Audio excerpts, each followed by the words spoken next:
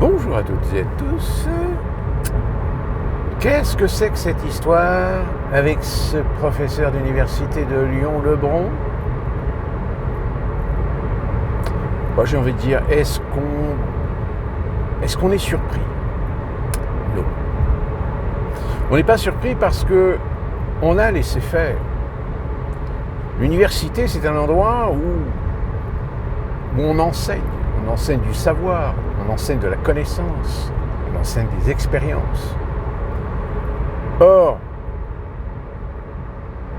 à partir des années 80, et même avant, on a laissé un phénomène envahir les universités, ce qu'on appelle les syndicats d'étudiants. Et les syndicats d'étudiants, malheureusement, ne sont pas neutres. Ils ont toujours été politisés. Preuve en est, c'est que si les syndicats d'étudiants n'existaient pas, il n'y aurait pas eu de mai 68. Sauf que malheureusement, les syndicats d'étudiants, à partir du moment où ils sont politisés, il y a toujours une hégémonie. Moi-même, quand j'étais à l'université, on les voyait, on les connaissait. Ces militants de gauche, extrême gauche, anarchistes, qui commençaient déjà à faire leur numéro hégémonique, poussant même parfois à vouloir l'éradication de toute concurrence syndicale comme idéologique. Alors je n'ose imaginer qu'aujourd'hui, quand on est un étudiant, qu'on est là pour apprendre, qu'on n'est pas là pour faire de la politique, si jamais on a le malheur de croiser ou d'avoir dans ses connaissances un étudiant politisé, militant, activiste, fatalement il va vous poser la question, est-ce que tu es syndiqué?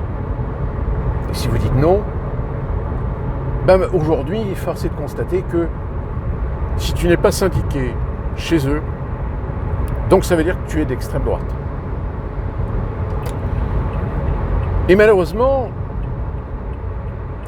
les phénomènes wokistes aux États-Unis, puisqu'aux États-Unis vous avez le même principe, on appelle ça des confréries, mais d'une manière générale, certaines d'entre elles sont assimilables à des associations ou des mouvements politisés, parce que oui, que ce soit les républicains comme les démocrates ont tout intérêt à commencer déjà à puiser dans le giron universitaire, dont d'ailleurs, je rappelle qu'aux États-Unis, c'est cette compétition des présidents qui ont fait soit Yale ou Harvard. Malheureusement, en France, et on l'a vu avec Sciences Po, on arrive à un point culminant d'une volonté de domination, de conquête idéologique, au point de bordéliser l'institution. Et on l'a vu dans certaines années, des actions militantes ont parfois été nuisibles à certains étudiants qui sont là juste pour apprendre, pour passer des diplômes. Et ce qui s'est passé avec ce prof, qui est un prof de géopolitique, en tant que prof de géopolitique, son rôle c'est d'enseigner l'analyse, d'enseigner l'esprit critique. Or évidemment, l'esprit critique aujourd'hui est quasiment quelque chose de blasphématoire à la pensée, à l'ouïe de certaines personnes. Parce que, sur certains sujets, on établit une vérité. La vérité que Israël est un État terroriste, que c'est un gouvernement d'extrême droite, que toute opposition, toute réflexion, toute critique concernant la guerre en Ukraine, c'est d'être complotiste d'extrême droite. Le soutien doit être humaniste, droit de l'homiste et incontestable. Si vous mettez même de la nuance, hop, ça ne va plus. Vous êtes d'extrême droite, vous êtes un facho. Voilà le logiciel aujourd'hui avec lequel certains étudiants, militants, fonctionnent. Et il n'y a pas de débat possible avec ces gens-là. Parce qu'encore une fois de plus, si vous allez dans le sens contraire de leurs idées, dans le sens contraire de leurs idéologies, de leurs convictions, alors vous êtes d'extrême droite. Donc à partir du moment où vous pouvez instrumentaliser ces gens à des fins de bordélisation, à des fins de militantisme idéologique, politique dans les universités, il y a un moment donné où ça devient dangereux. Ça devient dangereux parce que, comme le dit d'ailleurs ce professeur maintenant, non seulement ça prend une certaine violence que les directions d'université essaient de temporiser parce que eux aussi sont parfois influencés, parfois infiltrés par des idéologies et que par conséquent, une présidente d'université ne veut pas risquer son siège si elle s'oppose à cette hégémonie, si elle s'oppose à cette doctrine. Et c'est exactement ce que la présidente ou la directrice de cette université, en se désolidarisant, en disant que le professeur, oui, il est peut-être contestable parce qu'il a des positions. Quelle position ? C'est un prof de géopolitique. Donc il enseigne la géopolitique en enseignant toutes les possibilités, toutes les voies, toutes les versions.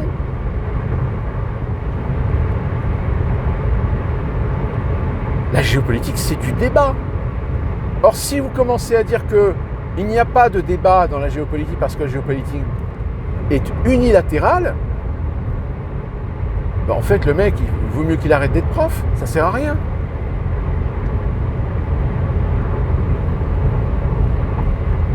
Sauf que, voilà. Alors, il y a eu, oui, en effet, 50 personnalités qui ont soutenu le professeur. Mais c'est pas ce qu'on attend d'eux. Ce qu'on attend, c'est une réaction du gouvernement. C'est le gouvernement qui doit trancher, c'est le gouvernement qui doit rétablir les règles du jeu. Est-ce qu'on a entendu Macron ? Non. Et là encore, ça rejoint ce que je vous dis depuis des années, déliquescence du système, destruction de l'État-nation à tous les niveaux. Éducation, sécurité, santé, administration, fonction publique, service public. Eh bien, l'université n'échappe pas à la règle. Parce qu'on le sait. On le sait qu'en France, beaucoup voudraient appliquer ce qui se passe aux États-Unis, c'est-à-dire des universités privées, où finalement il n'y aurait que le riche, où il n'y aurait que le gueux, mais le gueux endetté.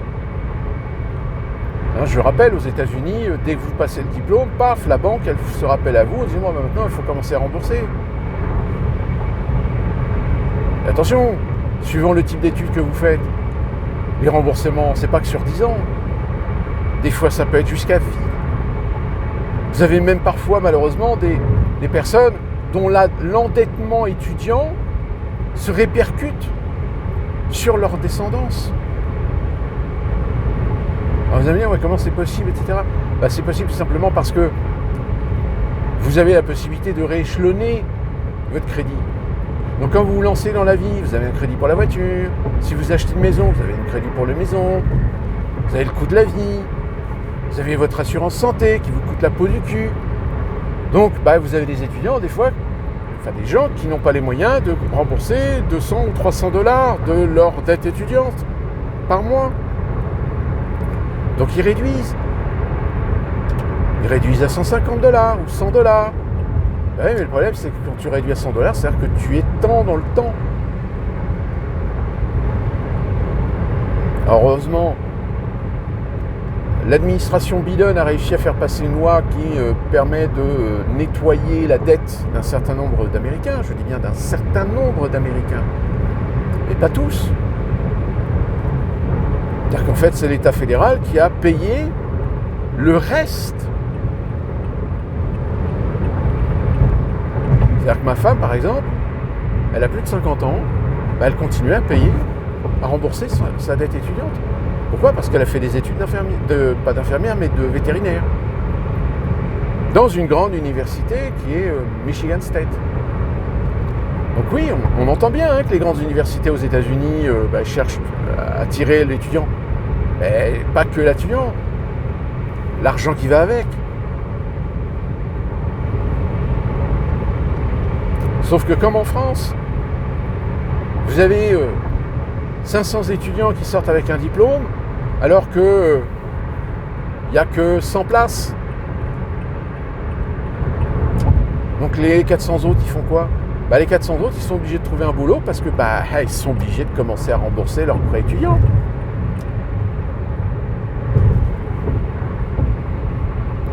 Et en France, ça commence déjà à être comme ça. C'est que vous avez des fois des jeunes qui n'ont pas de famille qui roulent sur l'heure. Donc des fois ils font des prêts étudiants. Sauf que le prêt étudiant en France, il faut des garanties. Il faut des garants. Alors je parle même pas aussi des organismes pour permettre à la diversité d'avoir plus de facilité d'accès aux études supérieures. C'en est à tel point aux États-Unis que vous avez même des universités qui ne sont que pour les Afro-Américains. Alors, les Blancs peuvent s'inscrire, il n'y a pas de discrimination, mais faut pas.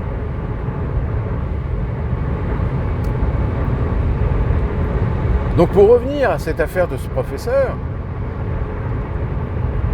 c'est la bordélisation en fait du système, à tous les niveaux. Vous bordélisez même les endroits qui sont censés être des endroits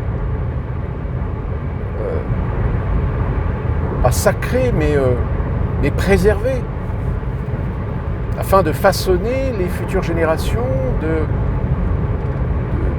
de diplômés universitaires, d'ingénieurs, de scientifiques. D'ailleurs, pour bordéliser encore plus, Macron qui vous annonce qu'il y a à peu près 290 scientifiques universitaires américains qui vont venir en France.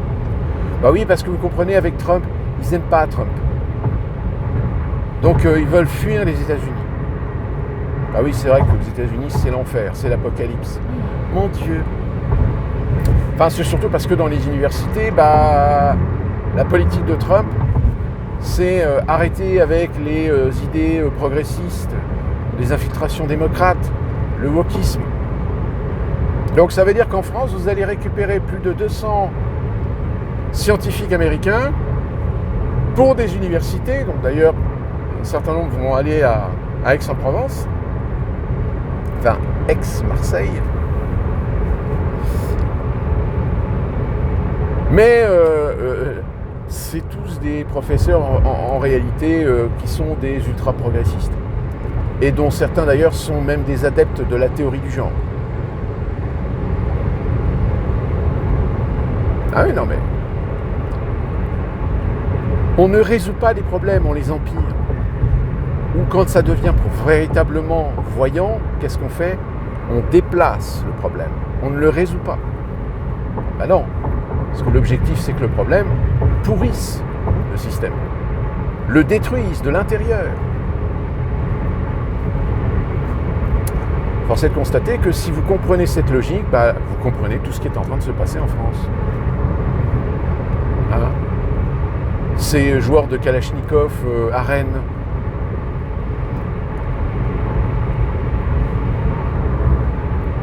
Le manque de sécurité dans certains centres-villes. Bon, évidemment, si vous allez au centre-ville en matinée ou en début d'après-midi, il n'y a aucun risque. Le risque, c'est le soir. C'est quand vous avez toute la faune des banlieues, toutes ces racailles qui déboulent dans les centres-villes. Et ça a toujours existé. Hein. Sauf que le problème, c'est que comme on n'a jamais résolu le problème, eh ben, la proportion est devenue de plus en plus importante. Donc fatalement, vous savez, hein, c'est comme toute chose que vous laissez pourrir. Au bout d'un moment, ça commence à se sentir mauvais. Ça devient nauséabond. Et si vous ne faites rien, eh bien, ça peut avoir des conséquences graves. Donc si vous n'entretenez pas la société selon une certaine logique, que ce soit au plan social, économique, sécuritaire, et que vous vous rendez compte que les élus, que les politiques, que l'État, que les municipalités font tout le contraire, c'est-à-dire dépensent l'argent à tort et à travers dans des conneries idéologiques, mais ne dépensent pas l'argent là où il faut pour résoudre certains problèmes, et qu'au contraire, on a l'impression que ça leur plaît de laisser toujours plus de merde s'accumuler, bon voilà. Vous avez tout compris. Quand on en arrive aujourd'hui à vouloir foutre en prison des policiers parce qu'ils font juste leur travail, alors oui, j'entends bien, hein, tous les policiers ne sont pas vertueux. Hein. Il y a des cow-boys aussi, hein, j'en ai vu, hein, même dans les bacs. Hein, mais bon, ça aussi, ça se gère. Mais si vous ne faites rien, c'est comme dans une armée. Une armée, si vous ne tenez pas vos hommes, il y en a certains qui vont commencer à faire des conneries, qui vont faire des massacres, qui vont faire des génocides. Donc à partir du moment où il y a une responsabilité, mais cette responsabilité, elle est noyée dans des rouages bureaucratiques, technocratiques. Évidemment, quand vous avez un mec comme Musk aux États-Unis qui ferme des administrations parce qu'il n'a pas envie de se faire chier à savoir alors qui est bon, qui est pas bon, qui est un chiard, qui est est une compétence, qui a un savoir-faire, qui est là juste pour le pognon mais ne branle rien. Non, il n'y a pas le temps. Donc, on vire tout le monde, on ferme le truc. S'il y a besoin, on en crée une autre. Mais là, on va la créer en mettant les bonnes places, les bonnes personnes aux bonnes places, aux bons endroits. Mais même aux États-Unis, hein, je vous dis, même en entreprise, hein, cette déliquescence, elle est bien là. Hein. Parce que si vous rajoutez beaucoup plus de ce qui est intrinsèque à la société américaine, c'est-à-dire cette capacité un peu hypocrite à ne pas dire les choses, à ne pas traiter les choses, à ne pas dire les choses. Bon, il y a un moment donné où vous comprenez bien qu'il y a des gens qui profitent de la situation. Qui profitent de la situation pour rien foutre. Pour se faire valoir. Pour réussir à évoluer dans l'échelle sociale, alors qu'ils n'en ont ni les compétences, ni les connaissances. L'art d'écraser les autres, l'art d'instrumentaliser les autres, l'art d'exploiter le travail des autres à ses fins personnelles. Vous allez me dire, oui, mais en France c'est pareil. Bien sûr que c'est pareil. Moi aujourd'hui, si je retournais travailler dans le cinéma, je serais certainement effrayé de l'incompétence des directeurs.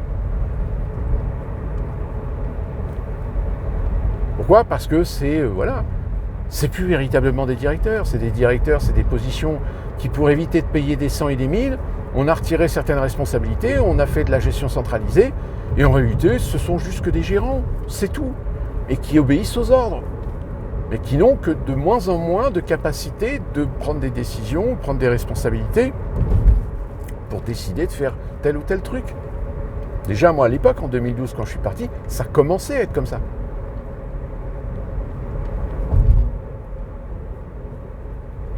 En réalité, certaines fonctions qui nécessitaient d'avoir des gens compétents, avec de l'expérience, avec des savoir-faire, justement pour bien gérer et assumer les responsabilités, malheureusement, c'est quelque chose qui disparaît. Et comme c'est quelque chose qui disparaît, on est bien obligé quand même de mettre des gens à ces positions, mais on met des gens qui, malheureusement, alors parfois sont très ambitieux, font croire qu'ils sont capables d'eux, alors qu'en réalité, non.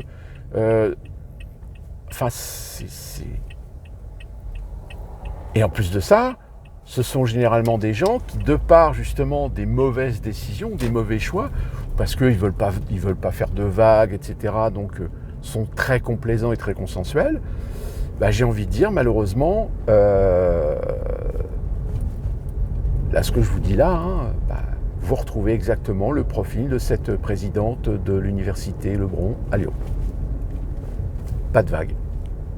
Je ne veux pas me retrouver avec les gauchistes ultra-gauche sur le dos.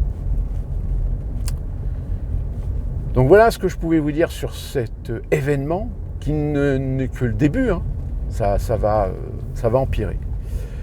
D'ici là, qu'on se retrouve pour une prochaine vidéo, portez-vous bien, bougez du mien.